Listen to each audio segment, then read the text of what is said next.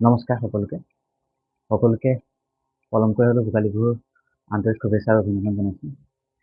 এই বিহুৰ সময়ত আমি সকলোৱে ইয়াত উপস্থিত হৈছোঁ, যিহেতু ঘৰত সকলো পৰিয়াল এক হয় আৰু আমি ইয়াত এক হৈছোঁ। বিহুৰ প্ৰাকখনত এনে মুহূৰ্ত গুৰুদেৱৰ যি প্ৰতিমূৰ্তি স্থাপন কৰা হৈছে তাক লৈ যথেষ্ট আমি উৎফুল্লিত হৈ আছিলোঁ আজি সেই বিশেষ দিনটো। আৰু বৰ সুন্দৰকৈ বনোৱা হৈছে প্ৰতিমূৰ্তিভাগ, খুব ধুনীয়া লাগিছে। আৰু গুৰুদেৱ মহাগুৰু যি বুলি দিওঁ সেই বুলি কম হ'ব। মোৰ কাৰণে তেখেত ভগৱানো নহয়, ঈশ্বৰ, যোনে ভগৱানক বনাইছে। মোৰ কাৰণে তেখেত ঈশ্বৰৰ সমতুল্য। মই তেখেতক ক'ম যে আপুনি সেই মোক যি যেনেকে জ্ঞান দি আহিছে, যেনেকেই দি আহিছে, সকলোকে যেনেকে পোহৰাই তুলিছে, মোকো ঠিক তেনেকে পোহৰাই তুলিছে। মই জ্যোতিষৰ কাৰণে মই 2020 চনত ছাৰক ফোন কৰিছিলোঁ। ছাৰক মই মাজতে কৈছিলোঁ যে মই আপোনাক আগতে ফোন কৰিছিলোঁ, ছাৰে পাহৰিলে, তেতিয়া মনত নাই।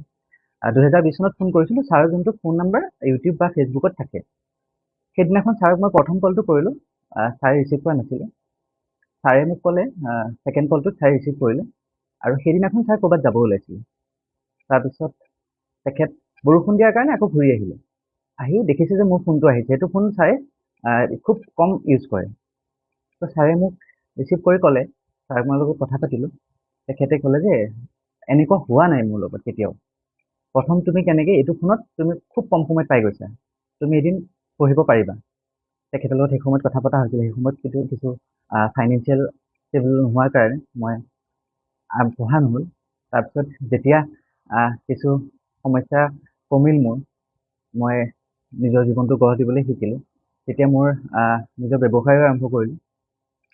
সকলোবোৰ কৰাৰ পাছত মই সকলো শেষ হৈ গ'লোঁ। প্ৰথম মোৰ আছিলে ব্ৰইলাৰ ফাৰ্ম, তাৰপিছত ছাগলীৰ ফাৰ্ম, তাৰপিছত ফাৰ্মাচী। গতিকে সকলোবোৰ শেষ হৈ মই বহুত ধাৰত গুচি গ'লোঁ, কেইবা লাখো টকা। ইমান কম বয়সত কেইবা লাখ টকা ধাৰ গুচি গ'ল। কেনেকৈ মোৰ মনত পৰিল নাজানো, সেই নাম্বাৰটো মোৰ তাত ছেভ আছিলে। মই আকৌ ফোন কৰিলোঁ, কথা পাতি মই কেনেবাকৈ আহিলোঁ। আহি মোৰ ছাৰক কথা পাতি মই কৰ্চ লোৱালৈকে মই ছাৰৰ লগত খুব ঘনিষ্ঠতাটো কম, একদম খুব অকণমান আৰু। মই প্ৰায় কৰ্চ শেষ কৰি 7 মাহ 8 মাহৰ পাছত আহিছোঁ। যোনদিনাখন ইয়াত আহিছোঁ, মই নাজানো সেইদিনাখন মোৰ কি হৈছে। ছাৰ জানো মোৰ বহুত পুৰণা চিনাকি, ছাৰ জানো মোৰ কোনো আপোন মানুহ। মই যেতিয়া আহিছোঁ, মোৰ সেই অনুভৱ ভিতৰৰ পৰা হৈছিলে, আৰু আজিলৈকে সেই আপোনতাটো যোৱা নাই। এই প্ৰতিষ্ঠানটোৰ প্ৰতি সেই আপোনতাটো এতিয়াও আছে, সেইটো মই কেতিয়াও যাব নিদিওঁ। আৰু গুৰুদেৱকো মই এটা অনুৰোধ জনাম, কেতিয়াবা যদিও কিছু কামত ব্যস্ত থাকি কিছুদিন ইয়াত অহা নহয়, তথাচি মোৰ শিষ্যৰ যোনখিনি আপুনি দিছে সেইখিনি মোৰ পৰা কেতিয়াও আঁতৰাই নিদিব। মই তাৰ কাৰণেও আপোনাক অনুৰোধ জনাম। মই যেতিয়া জ্যোতিষ শাস্ত্ৰী কৰিলোঁ, তাৰপিছত লাহে লাহে জীৱনটো বুজিবলৈ শিকিলোঁ। মোৰ ইয়ালৈ অহাৰ পাছত মই যিমান অশান্তিত আছিলোঁ, সেইবিলাক সম্পূৰ্ণ নোহোৱা হৈ গ'ল। আৰু আচৰিত কথা, যোনজন মানুহে মই ধাৰ কেনেকৈ মাৰিম ভাবিছিলোঁ, সেই মানুহজনৰ এতিয়া ধাৰ খুব নগণ্য, ধাৰ নাই বুলিয়ে ক'ব লাগিব। খুব কম দিনৰ ভিতৰত, প্ৰায় 6 মাহ 8 মাহৰ ভিতৰত মই প্ৰায় 7-8 লাখ টকাৰ ওচৰত ধাৰ মাৰি শেষ কৰিলোঁ। মই প্ৰাইভেট চেক্টৰত জব কৰোঁ, ইমান কম মানে পইচা ইনকাম কৰি ইমান বেছি ধাৰ মাৰি ইমান মুক্ত হ'লোঁ কেৱল গুৰুদেৱৰ আশীৰ্বাদৰ কাৰণে। বেলেগ মই কেতিয়াও সম্ভৱ হোৱা নাছিলে। মই দিনক দিনে ধাৰত গৈ আছিলোঁ, ইটোৰ পাছত সিটো লোন, সিটোৰ পাছত সিটো লোন, ইটো লোন আনি তাক দিওঁ, সিটো লোন আনি তেখেতক দিওঁ, তেনেকৈ কৰি চলি আছিলোঁ। কিন্তু এতিয়া মই একেবাৰে ধাৰমুক্ত। মই ইয়াত আহি মাজতে আহিছিলোঁ, আহি বহুত ভাল লাগিল। ইয়াত আহি মানে যোনটো পৰিৱেশ, সেই পৰিৱেশটো বেলেগ ক'তো নাই। মন্দিৰতো কিজানি এই পৰিৱেশটো পোৱা নাযায়, ইয়াত যোনটো পৰিৱেশ পোৱা যায়। ঈশ্বৰৰ ওচৰত, ঈশ্বৰ যিহেতু সন্মুখত থাকে, গতিকে এই যোনটো ভিতৰৰ অনুভৱ, সেই অনুভৱটো কেৱল ইয়াত পোৱা যায়। ভগৱানৰ ওচৰত গ'লেও দেখা যায় যে হ'ব, ভগৱান চাকি এগছ জ্বলালোঁ, জ্বলাই ক'ৰবাত ফটো উঠিলোঁ বা ওচৰৰ জেগা চালোঁ, সেই ভক্তিভাৱটো খুব নগণ্য সময়হে থাকে, খুব কম সময়হে থাকে। কিন্তু ইয়াত আহি দেখোঁ যে তেখেতৰ পৰা আঁতৰি যোৱাহে মন নাথাকে। তেখেতৰ লগত থকা, তেখেতৰ লগত সময় কটোৱাৰ যিটো মন, সেই মনটো মানে ভিতৰৰ পৰা যোনটো মন, জানো মই ঘৰখনো পাহৰি যাওঁ। ইয়ালৈ আহিলে মোৰ অনুভৱ হয় ঘৰখনো পাহৰি যাওঁ। নিজে মানে ইয়াত সোমোৱাৰ লগে লগে এনেকুৱা অনুভৱ হয় যে মোৰ আৰু এখন ঘৰ পালোহি। সেই অনুভৱটো কেনেকৈ হয় নাজানো, কিন্তু গুৰুদেৱক দেখাৰ লগে লগে জানো নিজৰ এটা আৱেগ আহে। নিজৰ সকলো দুখ কষ্ট পাহৰি তেখেতৰ যি চৰণ স্পৰ্শ কৰিব পাৰোঁ তাৰ কাৰণে যোনটো মানে নিজকে সৌভাগ্যৱান বুলি ক'ব লাগিব, সেইখিনি মই সৌভাগ্য পাই খুব তৃপ্তি পাওঁ। আৰু এনেকুৱাও হয় আমাৰ ছাৰক মই যেতিয়া ফোন কৰোঁ বুলি ভাবোঁ, ছাৰো খুব তেনেকুৱা কয় যে আজি মই তোমাক ফোন কৰিম বুলি ভাবিছিলোঁ। আৰু সেইদিনাখন হয় ছাৰে ফোন কৰে ফাৰ্ষ্ট, আৰু নহ'লে কেতিয়াবা মই ফোন কৰোঁ। কিন্তু সেইদিনাখনে এনেকুৱাকে হয় যে হয় ছাৰে ফোন কৰে, নহ'লে মই ফোন কৰোঁ। দুইজনৰ এই কানেকশ্যনটো কেনেকুৱা মই মাজে সময়ে অনুভৱ কৰোঁ যে মানে হাৰ্ট টু হাৰ্ট এটা কানেকশ্যন ছাৰ লগত মোৰ হৈ গৈছে, আগতেই হৈ গৈছে। আৰু সেইটো কাৰণে কিছু সমস্যা হ'লে মই গুৰুদেৱক স্মৰণ কৰোঁ। সিদিনাখন ৰাস নাচিছিলে, তেতিয়া কৃষ্ণ ৰাধাৰ কিছু সমস্যা দেখা যায়, সাধাৰণতে দেখা যায়। আৰু তেতিয়া মই শ্ৰীকৃষ্ণ আৰু ৰাধাৰ যি সমস্যা হৈছিলে, মোক তেখেতলোকে কৈছিলে যে তেখেতলোকৰ গা বেয়া বা কিবা সমস্যা হৈছে বুলি কৈছিল। তেতিয়া গুৰুদেৱৰ এজনে মোক এখন ফটো দিছিলে, খুব সম্ভৱ সন্তোষ দাই এনেকে দিছিলে নেকি, এখন ৰঙা কাপোৰ পিন্ধি পূজা কৰি থকা ফটো, শিৱ পূজা কৰি থকা ফটো। সেই ফটোখন মই দেখুৱাৰ পাছত তেখেতলোকৰ সেই সমস্যাটো কমিছিলে। মই নাজানো মোৰ মনত সেই ফটোখন কৈ কেনেকেনো আহিলে আৰু তেখেতলোকক কেনেকে দেখালো, সেইবিলাক ভাবিব গ'লে বৰ আচৰিত লাগে। কিন্তু সেইবিলাকে সঁচা। সেইবোৰ মানে সেই পিয়ৰিটিটো যোনটো, তাৰপিছত তেখেতলোকৰ যি সমস্যা কমা, সেইবিলাক যোনটো হয়, সেইবিলাকে মানে জীৱনটো খুব ভাল লগা কৰি দিলে, মনোমোহা কৰি দিলে। গতিকে মই গুৰুদেৱক পাই নথৈ আনন্দিত, নথৈ সুখী। মই গুৰুদেৱক সদায় গুৰু হিচাপে প্ৰণাম কৰি যাম। কেতিয়াবা দুদিন অহা দেৰি হয়, মই যিহেতু বহুত দূৰৰ পৰা আহোঁ, তেজপুৰৰ পৰা প্ৰায় 160-70 কিলোমিটাৰ স্কুটি লৈ অহা হয়, যথেষ্ট দূৰ হয়। তাৰ পৰা ৰাতিপুৱা আহি সোনকালে আহি ইয়াত পাওঁ, যথেষ্ট মই কষ্ট কৰি আহোঁ। এটা কাৰণে আহোঁ, ইয়াত তাত যিহেতু গোটেই ৰাস্তাটো জাৰ্ণিটো খুব কষ্টদায়ক, কিন্তু ইয়াত আহি সেইবোৰ কষ্ট পাহৰি যোৱা যায়। জানো পুৱা উঠি পেলাই এখন ইনষ্টিটিউটত আহিছোঁ, পুৱা উঠি পেলাই গুৰুদেৱৰ ওচৰত বা মন্দিৰত আহিছোঁ, তেনেকুৱা এটা অনুভৱ হয়। যেতিয়া ওপৰলৈ উঠি অহা হয়, সেই দুখ কষ্টবোৰ সকলো মৰিখন হৈ যায়। সেইবোৰ চব গুৰুদেৱৰ কৃপা। তাৰ বাহিৰে বেলেগ মানে একোৱে সেই দুখ কষ্টবিলাক আঁতৰাব নোৱাৰে। গতিকে গুৰুদেৱৰ ওচৰত মোৰ সদায় প্ৰণাম থাকিব। আৰু আপোনালোককো সদায় মোৰ মানে সদায় যোনটো ভক্তিভাৱ আপোনালোকৰ প্ৰতিও, গুৰুদেৱৰ প্ৰতি সদায় সেইটো মই তেনেকেই ৰাখিম। গতিকে ইয়াত যেতিয়া যি নহওক মোক সকলোৱে যাতে মানে খবৰটো দিয়ে, আৰু গ্ৰুপত যিহেতু মেছেজো পাই থাকোঁ, গতিকে মই সদায় আহিম। ইয়াত আহি যিহেতু বৰ নথৈ আনন্দিত হওঁ। গুৰুদেৱৰ লগত কটোৱা সময়বোৰ খুব মনত থাকি যায়। মই গৈও ঘৰতো কওঁ যে এনেকুৱা এনেকুৱা হ'ল, তাত এনেকুৱা এনেকুৱা হ'ল। সেইবিলাক অনুভূতি মোৰ সদায় থাকক তেনেকে। সকলো আহক ইয়াত, সকলো একলগ হওক। আজি যথেষ্ট আছে ইয়াত, যথেষ্ট লোকো আছে। গতিকে ইয়াত আজি বহুত ভাল লাগিছে, বেছি ভাল লাগিছে। আৰু গুৰুদেৱক মই প্ৰণাম জনাইছোঁ, যাতে আপোনাৰ আশীৰ্বাদ, আপোনাৰ যি কৃপা, সেয়া মোৰ লগতে বাকী সকলোৰ লগতে থাকক। আৰু এই পৃথিৱীৰ সকলোৰ লগতে আপোনাৰ কৃপা থাকক। আপোনাৰ যি মানে এষ্ট্ৰলজি, যি চাইণ্টিষ্ট, যি চাইন্সৰ দ্বাৰা ৰিচাৰ্চ কৰিছে আপুনি, সেইবোৰ সকলোৱে যাতে এষ্ট্ৰলজিৰ দ্বাৰা মানুহক শুদ্ধ পথত নিব পাৰে, তাৰ যি জ্ঞান তেখেতলোকে পাওক, তাৰ পৰা আপুনি যেতিয়া আশীৰ্বাদ দিব তেখেতলোকক, সকলোৰে যাতে কল্যাণ হওক, তাৰে পৰা মোৰ বক্তব্য মই সামৰণি লৈছোঁ। ইতিমধ্যে আমাৰ নমস্কাৰ, মই সুকুমাৰ বৰুৱা। আজি 2026 বৰ্ষৰ যি এটা শুভ দিন আমাৰ সকলোৰে বাবে, যে ইয়াতে আমাৰ ছাৰৰ এভাগ মূৰ্তি আমাৰ উন্মোচন কৰা হৈছে। গতিকে আমাৰ সকলোৰে কাৰণে শুভ দিন। সাধাৰণতে মূৰ্তি জীৱিত অৱস্থাত থকা ক্ষেত্ৰত এজন লোক কৰা নহয়, তথাপিও আমাৰ কৰা হৈছে, প্ৰাণ প্ৰতিষ্ঠা কৰা হোৱা নাই। তথাপিও সেয়া আমাৰ সকলোৰে কাৰণে এটা মানে ভাল দিন। গতিকে আমি কাইলৈ এই অনুষ্ঠানত যদি আহি প্ৰথম খোজ লৈ ছাৰৰ মূৰ্তিভাগ দেখিলে আমাৰ ডাইৰেক্ট এটা মানে পজিটিভ ফিলিং আহিব যে গুৰু ইয়াত আছে, বা মনটো এটা পজিটিভ ফিলিং আহিব। এইটো বহুত ভাল কথা হৈছে। নেক্সট আহিব, যিসকল ষ্টুডেণ্ট আহিব, তেওঁলোকেও সেই অৰাটো ফিল কৰিব। গতিকে মই ভাবোঁ এইটো বহুত এটা সুন্দৰ পদক্ষেপ হৈছে। গতিকে সকলোৰে কাৰণে শুভ দিন। আৰু তাৰোপৰি আজি 2026 চনৰ এনুৱেল এষ্ট্ৰলজাৰ মিট যি আমাৰ অনুষ্ঠান আছে, সেইফালৰ পৰাও আমি যদি চাওঁ, আমাৰ সকলোখিনি জ্যোতিষৰ প্ৰতি যাৰ আকৰ্ষণ আছে বা জ্যোতিষৰ যি শিক্ষাৰ্থী সকলোখিনি গোট খাইছে, নিজৰ নিজৰ মনোভাৱ কৈছে, গতিকে ভাল লাগিছে।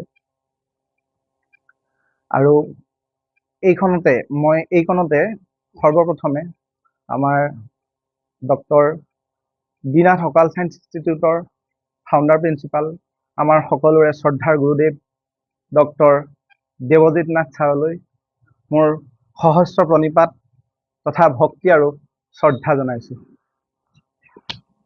ছাৰৰ অধীনত জ্যোতিষ শিক্ষা লোৱা আমি প্ৰায় সংখ্যকেই আজি ইয়াত একেলগ হৈছোঁ, গতিকে বহুত মনটো প্ৰফুল্লিত হৈছে, ভাল লাগিছে। এনেধৰণে খুব কমেই লগ পোৱা যায় আচলতে। গতিকে ময়ো যদি নিজৰ জীৱনৰ কথা ক'বলৈ যাওঁ, মই ছাৰৰ ওচৰলৈ প্ৰথম আহিছিলোঁ 2023 চনৰ নৱেম্বৰ মাহত, আৰু তাৰ পৰাই মই ছাৰৰ সান্নিধ্য লাভ কৰি ক্ৰমাগতভাৱে ছাৰৰ অধীনত জ্যোতিষ শাস্ত্ৰী কোৰ্চ কৰিলোঁ।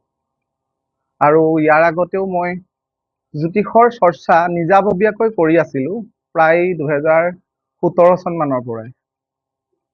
তথাপিও সেয়া মোৰ বাবে একোৱেই নহয়, কিয়নো গুৰু অবিহনে জ্ঞান শূন্য। সেয়ে গুৰু বিচাৰি বিচাৰি হাবাথুৰি খাই শেষত ভগৱানৰ কৃপাত ছাৰক লগ পালোঁ।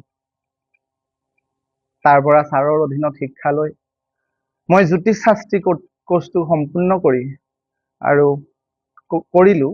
মই যোৰহাটৰ পৰা সেই সময়ত বাইকত আহি মোৰ ইমানেই অসুবিধা আছিলে, মানে শাৰীৰিকভাৱে বিশেষকৈ মোৰ যি বেক পেইন, আহিব নোৱাৰোঁ। 3 জেগামানত যোৰহাটৰ পৰা চাবলৈ গ'লে ইয়াৰ পৰা প্ৰায় 50-55 কিলোমিটাৰ হ'ব চাগে অনুমানিক।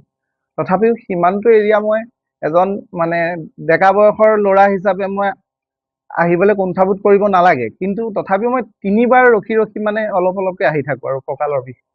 তেতিয়া ছাৰৰ আজ্ঞা অনুসৰিয়ে ছাৰে তেতিয়া আজি ক'লে যে এষ্ট্ৰবাস্তু অনুসৰি তুমি এইটো কৰা, তেতিয়া মই সেই উপায়টো কৰিলোঁ। তাৰ পৰা মোৰ স্বাস্থ্যৰ সেই সমস্যা আজি পৰ্যন্ত প্ৰায় 90% নাই, আৰু আজি মই সুস্থ। আৰু আমাৰ ইয়াত যিখিনি কোৰ্চ আছে, এই কোৰ্চখিনি যথেষ্ট এডভান্স হয়, আৰু ই ট্ৰেডিশ্যনেলৰ পৰা বহুত পৃথক। আমাৰ সমাজত জ্যোতিষত কিছুমান মাইথ চলি আছে, সেইখিনি কিন্তু আমাৰ ইয়াত নাই। গতিকে ডাইৰেক্ট টু দা পইণ্ট ইয়াত কথাখিনি গম পোৱা হয়। ছাৰৰ এই আচা চিষ্টেমটোত যথেষ্টখিনি একুৰেচি আছে, যিখিনি আমি অকল মই বুলিয়ে নহয়, মোৰ সকলোখিনিয়ে, আমি যিমানখিনি আছোঁ ছাৰৰ অধীনত শিক্ষাৰ্থী, সকলোখিনিয়ে পৰৱৰ্তী সময়ত কোৰ্চৰ পিছত বা কোৰ্চ কৰি থকাৰ সময়তেই হওক, জ্যোতিষৰ আমি যিখিনি কনচালটেঞ্চি দিছোঁ, তেতিয়া আমি সেইখিনি দেখা পাইছোঁ। এইটো নিশ্চয় আপোনালোক সকলোৱে গম পাইছেই। আৰু তাৰে মই দুটামান উদাহৰণ দিব লৈছোঁ আজি। প্ৰথম ঘটনাটো এগৰাকী ছোৱালীজনীৰ সম্পৰ্কীয় মানুহ এগৰাকীয়ে এদিন আমাৰ ঘৰত আহি ক'লে যে ছোৱালীজনীয়ে খুব ভয় কৰে, কান্দি থাকে, আৰু এনেকুৱা এটা পৰ্যায় হৈছে যে ছোৱালীজনীয়ে ঘৰৰ ৱালতো ভূত দেখা দি দেখে। বিভিন্ন বেজৰ ওচৰলৈও গ'ল, বেজৰ পৰা তাবিজ বা এনেকুৱা যি পদ্ধতি আছে সেইখিনিও কৰিলে, কিন্তু ছোৱালীজনী ভাল নহ'লে। তাৰ পৰা মই ক'লো যে মোৰ কথাটো পইণ্ট আউট হৈছে, কিন্তু মোক কনফাৰ্মেশ্যনৰ কাৰণে ছোৱালীজনীৰ বাৰ্থ চাৰ্টখন লাগিব। তাৰ পৰা মই সেইটো কোৱাৰ পিছত মোক 2 দিনমানৰ পিছত বাৰ্থ চাৰ্টখন দিলে, আৰু মই বাৰ্থ চাৰ্টখন দেখিয়েই মই মনত যিটো ভাবিছিলোঁ সেইটো একদম পাই গ'লোঁ। সেইটো হ'ল ৰাহু আৰু মুন একেলগে আছিলে, আৰু সেই একেলগে যিটো কনজাংচন কৰা হয় সেইটো ডিগ্ৰী ৱাইজ ষ্ট্ৰং আছিলে, প্ৰায় 2-3 ডিগ্ৰীমান আছিলে চাগে, মোৰ পাহৰিছোঁ আৰু, কিন্তু ষ্ট্ৰং আছিলে। আৰু মই যিটো অনুমান কৰিছিলোঁ সেইটোৱে ওলালে। তাৰ পৰা সাধাৰণ মই উপায় দুটামান দিলোঁ, সেই উপায়কেইটা কৰিয়ে ছোৱালীজনী সম্পূৰ্ণ সুস্থ হৈ উঠিলে আৰু আজি এতিয়া দেখো প্ৰায় ছোৱালীজনী অহা যোৱা কৰি থকা দেখো সম্পূৰ্ণ সুস্থ।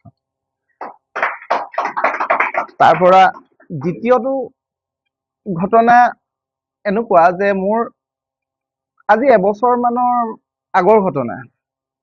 মোৰ লগৰ এজন বন্ধুৱে তেখেতৰ এজন লগৰ মানুহক মোৰ ওচৰলৈ আনিলে আৰু তাৰ পৰা মই তেখেতৰ বাৰ্থ চাৰ্টখন চাই দেখিলো যে তেখেতৰ বিবাহৰ ক্ষেত্ৰত যথেষ্টখিনি সমস্যা আছে, হয়তো বিবাহ নহবও পাৰে আৰু যদিও হয় বিবাহৰ পিছত কিন্তু সমস্যা হ'ব, সেইটো যে খাটাং। তেখেতৰ চাৰ্টখনত 7th হাউচত ছেটাৰ্ণে 90 ডিগ্ৰী বেড এছপেক্ট কৰি আছিল। তাৰ পৰা মই তেখেতক কথাখিনি ক'লো আৰু যিখিনি মোৰ ফালৰ পৰা উপায় দিব লাগে দিলো। গ'ল কথা গ'ল। অলপ দিনৰ পাছত মানুহজনৰ বিবাহো হৈ গ'ল। তাৰ পৰা সেই কথাটোকে মোৰ ওচৰত যে আহিছিলে, মই যে কৈছিলো যে বিবাহ আপোনাৰ নোহোৱাব পাৰে বা সমস্যা আছে, মোৰ লগৰজনৰ আগতকৈ মোৰ বিষয়ে ভেঙুচালি কৰিছিল। তাৰ পিছত টুইষ্ট এটা আছে এইখনত। টুইষ্টটো হ'ল আজি প্ৰায় এসপ্তাহ মান সম্পূৰ্ণ নাই হোৱা চাগে, মোৰ একজেক্টলি মনত নাই দিনটো।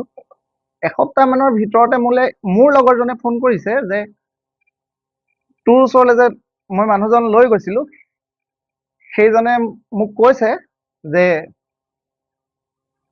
তেখেতৰ বৈবাহিক সম্পৰ্ক খেলি মেলি আহিছে, মানে বৈবাহিক সমস্যা আৰম্ভ হবলৈ লৈছে।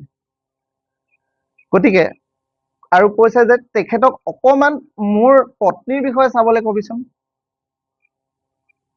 গতিকে ভাবক, যাক ভেঙুচালি কৰিছিলে আজি তেখেতৰ কথা সত্য হৈছে আৰু তেখেতৰ ওচৰলৈ পুনৰ আহিব খুজিছে, মানে মই মোৰ কথা কৈছো।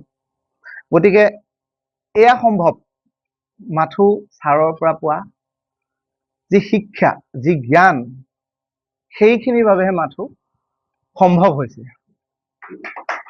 গতিকে ছাৰক কি বুলি ধন্যবাদ দিম, তাৰ বাবে আচলতে শব্দৰ অভাৱ। তথাপিও ছাৰে দিয়া আমাক অমূল্য সময়, জ্ঞান আদিৰ বাবে ছাৰলৈ কোটি কোটি ধন্যবাদ আৰু কৃতজ্ঞতা জ্ঞাপন কৰিছো। আৰু আমাৰ যিসকল নতুন শিক্ষাৰ্থী বা যি জ্যোতিষ শিকিবৰ বাবে আগ্ৰহী, তেওঁলোকেও যদি ক'ত পঢ়িম, কেনেধৰণে পঢ়িম আদি চিন্তা কৰি আছে, তেতিয়াহ'লে তেওঁলোক ইয়াত আহিব পাৰে। আৰু যথেষ্ট কোৰ্চ আমাৰ এডভান্স হয়, গতিকে ইয়াত জ্যোতিষৰ শিক্ষা লওক, যথেষ্টখিনি আছে, কষ্ট কৰক, কষ্টৰ ফল নিশ্চয় পাব। গুৰুৰ আশীৰ্বাদ লগত থাকিবই সদায়। আমাৰ প্ৰতি যেনেকে ধৰণে আমাৰ ছাৰৰ আমাৰ প্ৰতি আশীৰ্বাদ আছে, তেওঁলোকেও পাব। গতিকে গুৰুৰ সান্নিধ্যত তেওঁলোকৰো উন্নতি নিশ্চয় হ'ব। গতিকে আহক, আৰু মই সেইখিনিয়ে কৈছো। গতিকে দুটামান এই অভিজ্ঞতা মোৰ ক্ষেত্ৰত হোৱা ক'লো, আৰু সৰু সুৰা আছে, সকলোখিনি মনলৈ নাহেও বা তেনেকুৱা হয়। গতিকে সদৌ শেষত ছাৰলৈ আকৌ এবাৰ পুনশ্চবাৰ ভক্তি ভৰা সেৱা নিবেদি ছাৰৰ চৰণত প্ৰণিপাত জনাই মোৰ এই মন্তব্য ইমানতে সামৰণি মাৰিছো। ধন্যবাদ। নমস্কাৰ, মই জ্যোতিষ শাস্ত্ৰী মৈত্ৰী দাস, মোৰ ঘৰ শিৱসাগৰত। প্ৰথমে মই আমাৰ মহাগুৰুৰ চৰণত মোৰ সহস্ৰ প্ৰণাম জনাইছো আৰু মোৰ জ্যেষ্ঠ সকলো এষ্ট্ৰলজাৰক মোৰ শ্ৰদ্ধা জনাইছো। ডক্টৰ দীনাথ অকাল চায়েন্স ইনষ্টিটিউটৰ আজি যি 6ষ্ঠ সংখ্যক এনুৱেল এষ্ট্ৰলজাৰ মিট, এয়া মোৰ প্ৰথম অভিজ্ঞতা। ডক্টৰ দীনাথ অকাল চায়েন্স ইনষ্টিটিউটৰ লগত জড়িত হোৱাৰ আগতে মই এগৰাকী কাৰ্ড ৰিডাৰ আছিলো। যদিও কাৰ্ড ৰিডাৰ এগৰাকী আছিলো, কিন্তু এতিয়া মই নিজে সৰ্বশান্ত। ইমানেই সমস্যা, নিজৰ জীৱনটোৱে যেন ঠিক নালাগে। যেতিয়া মই মহাগুৰুৰ সান্নিধ্যলৈ আহিলো, তেতিয়া গুৰুৰ যি উন্নত মানদণ্ডৰ আমাৰ আস্থা চিষ্টেমৰ জৰিয়তে প্ৰদান কৰা শিক্ষা, সেই শিক্ষা যেতিয়া তেওঁৰ যিখিনি মোক জ্ঞান প্ৰদান কৰিলে, তেতিয়া সেইখিনি মই হৃদয়ংগম কৰিব পাৰিলো। তেতিয়া মোৰ জ্যোতিষৰ প্ৰতি থকা কিছুমান যিখিনি কিছুমান দিশ মোৰ মানে সংশোধনলৈ আহিলে আৰু যেতিয়া মই কোৰ্চটো কমপ্লিট কৰিলোঁ তেতিয়া মই মোৰ নিজৰ ক্লায়েণ্টক আশা চিষ্টেমৰ জৰিয়তে প্ৰেডিকশ্যন দিবলৈ ল'লোঁ আৰু ইয়াৰ জৰিয়তে প্ৰতিকাৰ দিবলৈ ল'লোঁ তেওঁলোক যথেষ্ট সুফল পাইছে আৰু সুখী হৈছে এষ্ট্ৰলজিৰ জৰিয়তে মই মোক আচলতে নিজক নিৰাপত্তা দিছোঁ আৰু মোৰ ঘৰখনক মই নিৰাপত্তা দিব পাৰিছোঁ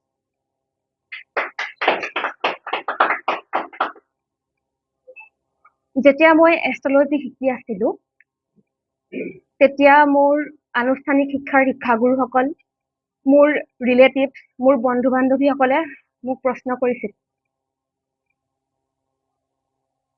যে তুমি পঢ়াটো ভাল মাষ্টাৰ্ছ ডিগ্ৰীও কমপ্লিট কৰিলা UGC নেটৰ কাৰণে প্ৰিপাৰেশ্যন নকৰা কিয় এষ্ট্ৰলজি যে শিকিছা আৰু এতিয়া সেইসকল ব্যক্তিয়ে মই যিখিনি প্ৰেডিকশ্যন আগবঢ়াইছোঁ সেইখিনিত সুখী হৈ মই যিখিনি জ্ঞান পাইছোঁ সেই জ্ঞানেৰে যেতিয়া মই উপায় দিছোঁ সেই উপায় কৰি যেতিয়া তেওঁলোক সফল হৈছে তেওঁলোক অত্যন্ত সুখী হৈ আহি মোক কয়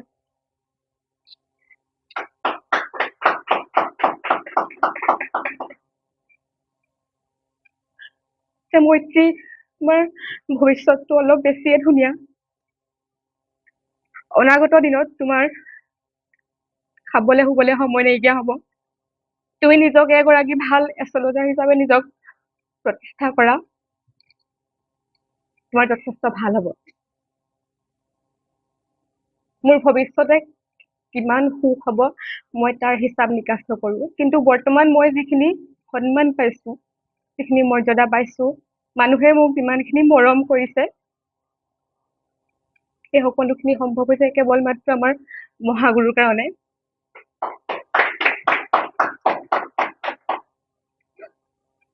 এটা সময়ত আমাৰ ঘৰখন একেবাৰে ভাগি পৰিছিল বেমাৰ আজাৰ আৰ্থিক দিশতে হওক একেবাৰে ভাগি পৰিছিল যেতিয়া মানুহৰ আৰ্থিক অৱস্থাটো একেবাৰে দুৰ্বল হৈ যায় তেতিয়া মানুহৰ সন্মান শিক্ষাৰ একো যেন মূল্য নাথাকে আমাৰ পৰিয়ালৰ মানুহেই আমাৰ সমাজৰ মানুহেই আমাক ইমান ঠাট্টা আমাক হাঁহিয়তৰ পাত্ৰ কৰিছিল কিন্তু এষ্ট্ৰলজি শিকাৰ পৰা নিজক মই হিচাপে থিয় কৰাব পাৰিছোঁ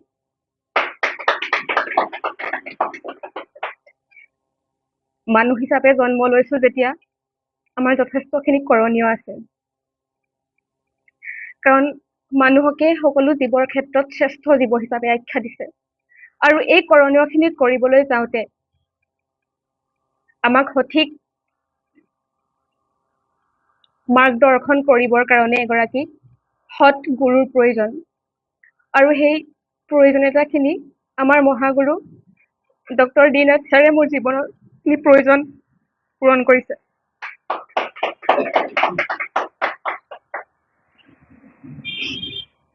ছাৰে এষাৰ কথা কয় মোক প্ৰায়ে কয় যে চাবা শিক্ষা আৰু জ্ঞানৰ মাজত যথেষ্ট পাৰ্থক্য আছে তুমি আগতে শিক্ষাহে পাইছিলা কিন্তু জ্ঞান পোৱা নাছিলা আৰু এতিয়া তুমি জ্ঞানমুখী হৈছা পোহৰমুখী হৈছা